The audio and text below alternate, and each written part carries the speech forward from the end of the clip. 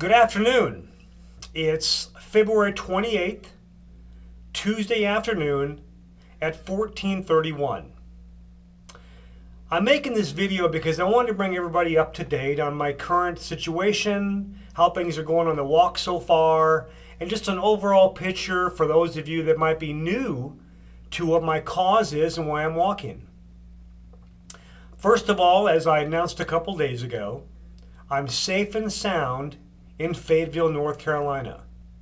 I arrived here on Saturday, and the firefighters from the North Fayetteville Fire Department were kind enough to sponsor a motel room for me here in Fayetteville. So they put me up for a couple of days, which I really appreciate.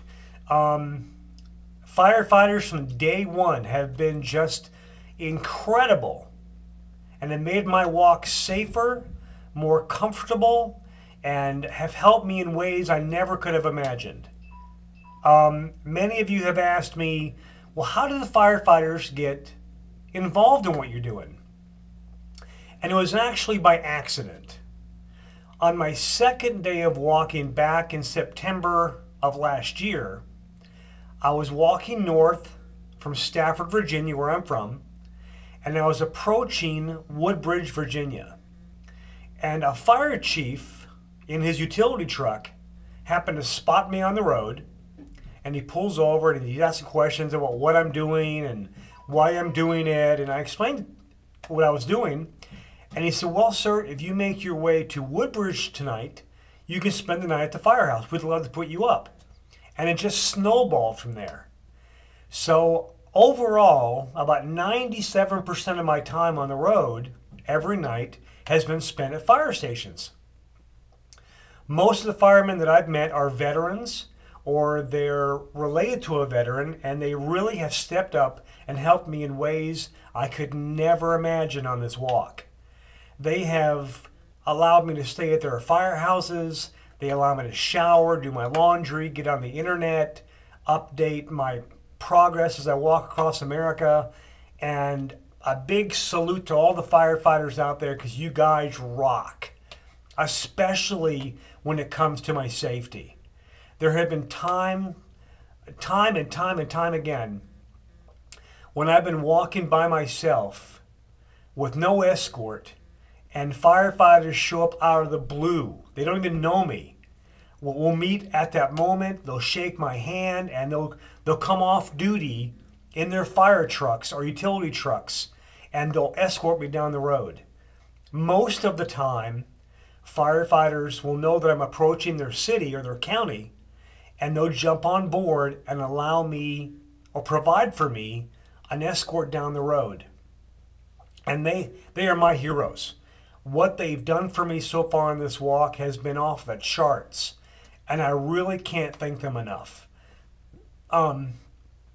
One incident I want to really talk about that really stays in the front of my mind.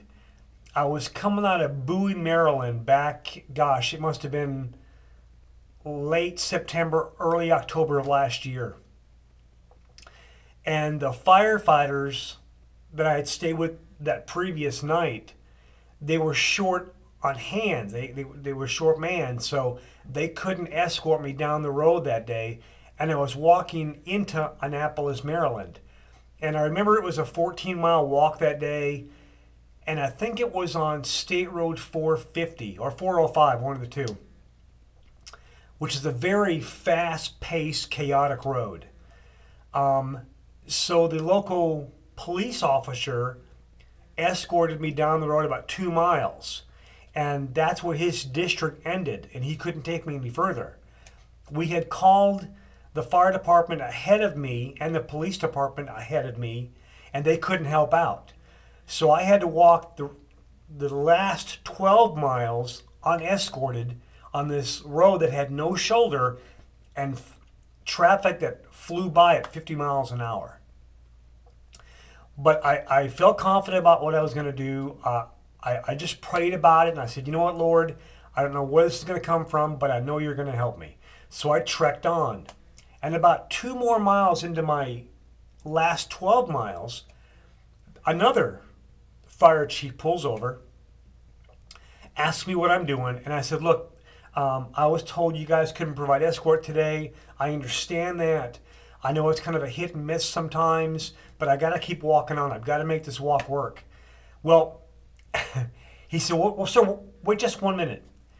And he gets on his phone, and within about 20 minutes, 4 full-size fire trucks show up. Now I got 2 in front of me and 2 behind me, and they take me all the way into Annapolis. It was a phenomenal day.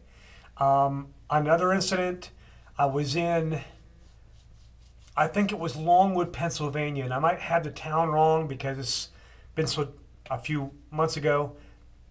But I was walking north, and this gentleman, again, I believe it was out of Longwood, he was a retired firefighter, and he had purchased an old fire truck that he renovated. It had speakers on it. There was a hot tub in the back of the fire truck. And he followed me for 2 or 3 days playing music on his PA system. Played everything from the Marine Corps hymn to the Star Spangled Banner to everything. And it was just a very motivating 3 days for me. We went through small towns and cities, and people would stop and wave and salute and shake my hand. It was phenomenal. So I really owe so much to the fire department in coming forward and helped me so much on this walk.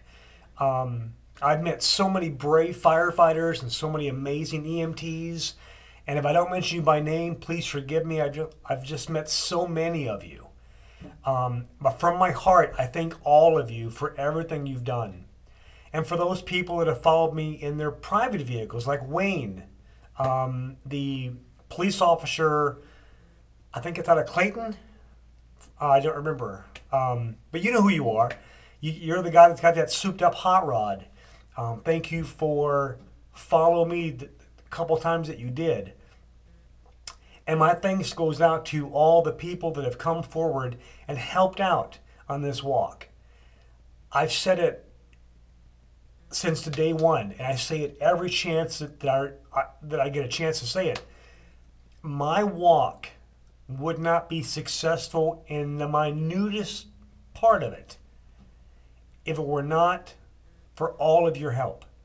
I might be the boots on the ground making the walk, but not one single step I take would mean anything if it were not for the constant prayers, the continued support, the words of encouragement, inspirational prayers everyone sends my way every day. I owe all of you so much. I'm currently at 862 miles. And I could have not have done any of those, not one step of any of those miles, if it wasn't for the help of everybody that's opened their homes to me, that have fed me, given me water, that donate to our cause. We're still kind of a small story in the overall scheme of things. People are still learning about who we are and what we're doing. And when I say we, I speak of my friend Pat Sherlock of Project Foot. He's the brains behind this outfit. I'm just a guy walking. I do the footwork, if you'll pardon the pun. And Pat does all the sort of administrative, logistical end of what we're doing. So I owe so much to everybody. I want to kind of give you an update, too, of what's going on right now. As I said, I'm in Fayetteville, North Carolina. I lived here about 2 or 3 years ago and actually had my own business. Through a friend of mine, her and I had a business called Top Gun Window Cleaning.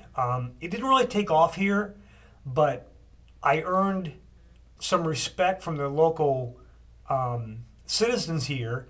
Some of them became customers, some of them just became referral people, but people are recognizing who I am since I've been in town, and it's been great. Tomorrow night at a place called Poindexter Saloon, I'm been invited to have a speaking engagement there, and we're gonna it's gonna be a fundraiser for our cause as well. I've also just recently found out today that I've been invited to a gathering on Saturday and a church on Sunday to give a speaking engagement, what I'm doing, why I'm doing it, and to bring even more awareness to what I'm doing. So I was going to leave this Friday morning and continue south, but now it's been bumped up to Monday morning. But we're still working hard at Project Foot and Marine Walking. We are dedicated to assuring that not one single veteran, and when I say veterans, please understand that I mean every veteran, as far back as the Civil War. I know those brave veterans are no longer with us, but my walk brings a light upon them and every conflict thereafter. The Korean War, the Vietnam War, World War I and II, and Desert Shield, Desert Storm, Iraq, Afghanistan, the Persian Gulf, every conflict ever that we've been involved in. My walk brings attention to all the veterans. And you don't necessarily have to have served in combat. I don't care if you flipped a burger in the chow hall. I don't care if you pushed a pin in administration or you fired a 105 howitzer in training and never saw one day in combat. My walk is for you as well. Because many veterans will serve 10, 20 years in the military and not see one day in action or one day in combat. That doesn't make you lesser of a veteran. So my walk is to all veterans. It's to bring attention to those veterans that will lay their life down in an instant without even thinking about it to defend our country. And even if you don't agree with the conflict, even if you're against Vietnam or Korea or whatever conflict we're currently engaged in, I believe you have the right to speak against that. That's just our American freedom to do that. I'm not asking you to defend why we're fighting. I'm asking you to defend, help me defend the rights of our veterans. You know, I once saw a bumper sticker. I said, I think it says it all. If you can't stand behind our veterans, try standing in front of them. Look, you have the right to speak against a war or a conflict. And I'll never, ever ask you not to do that. And I would fight to the death for your right to do that. But my walk isn't about the conflict. My walk isn't about whether we should be there or we shouldn't be there. My walk is about bringing attention to those veterans that choose to fight for this country and that do it without wanting the Hollywood Walk of Fame or the bright lights or their name carved in cement. Personally, and I don't speak against any particular network, but it hurts my feelings when we hear more about one celebrity's drug addiction or one celebrity's hard life. We'll spend months on television talking about how rough a celebrity has it and how they're in rehab and they've fallen back and now they're in prison and they've fallen back and now they're whatever. And look, I'm sorry they have problems. I deeply am sorry for them. And for any celebrity that's touched America in a phenomenal way and now they've passed, I'm sorry to their family. I'm very sorry that you've lost his loved one. But where's the sympathy for our veterans? Why don't we spend as much time on the attention of our veterans that come home with plastic parts, or come home confined to a wheelchair, or to a bed, or to a respirator, or to a missing limb, and for the rest of their lives they're like this? Why is it on some networks that when we talk about a veteran who's been killed in action, you sometimes see a black silhouette instead of their face? But we'll spend hours and weeks and months on a celebrity's issues. I don't get it. I don't get it. And that's my personal point of view. This doesn't reflect anybody else's point of view. This is just mine. And that's what drives me to make this walk. And I know I can't help everybody. God, wish I could, but I know I can't. I know I can't help everybody everywhere, but I'm going to help somebody somewhere. And since my walk started, we've helped some people in small ways. We are a nonprofit. We have no government subsidies or government programs that we're using right now. We are a new organization or foundation, if you will. And like any new company or business or foundation, we have to get our feet wet before we grow into a more effective foundation. And I guess this walk is the way that I'm helping us grow. Well, I really talked your ear off, and I apologize. I get on that roll, and I don't know when to stop. So I'm going to close now. And before I do want to thank everybody. Again, thank you from my heart for coming on board. Thank you to those that have been on board since day one, to my family, to my friends, and to those that once were strangers but now are friends. Thanks goes out to those people that have been on board, that just came on board, even if it's yesterday. I thank you all, because I know I could not have done any of this, much less 862 miles or even 1 mile, if it weren't for all of you.